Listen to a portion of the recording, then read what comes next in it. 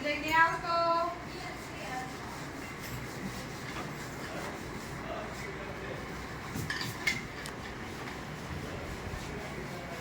શું કઈ કામ હતું? હા, મારે હીરા મોતીની જરૂર હતી. ઓયા મેં હીરામોતી મૂક્યા છે, લઈને આવતો.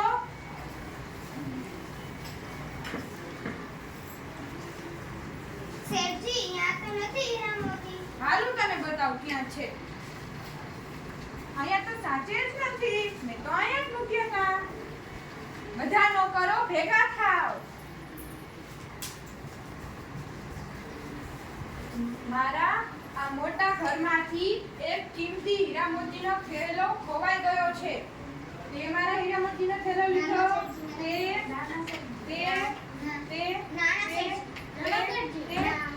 આમ તો આ બધા નહીં માને. મારે બિરબલ પાસે જ જવું પડશે.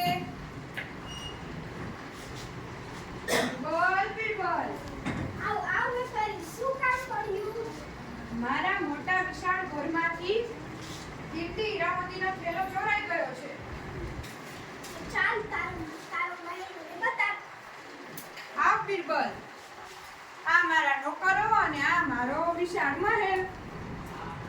આજે તારો મહેલ. હા, તમે બધામાંથી આ વેપારીનો થેલો ચોર્યો નથી ને? તે ચોર્યો છે? નાના બિરબલ.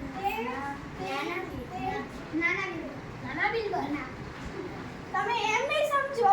મારે તમને એક જાદુઈ લાકડી આપવી જોશે. હું તમને લાકડી આપીશ.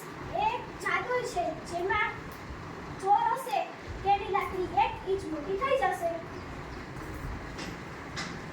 હજી તમારી પાસે સમય છે. કહેવું હોય તો કહી દો, નહીંતર પછી તમારે બધા એકને જેલમાં જવું પડશે. ચાલો હવે ઘરે જાઓ. કાલ સવારે પાછા આવજો. હું જોઈશ કે કોની લાકડી 1 ઇંચ મોટી થઈ છે.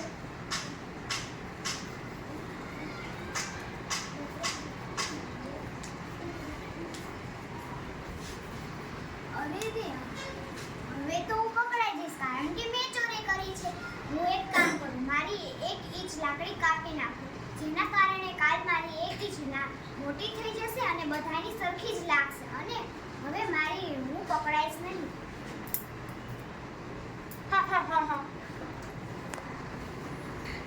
ચાલો હવે હું જોઈશ કે કોની લાકડી 1 ઇંચ મોટી થઈ છે. લાવ બતાવ. બરાબર.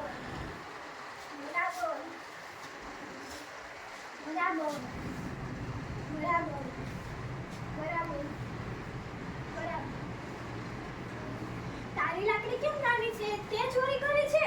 ના, મેં નથી ચોરી કરી. સાચું બોલ. સાચું કહું છું, મેં નથી કરી. ચાલ મારી સાથે.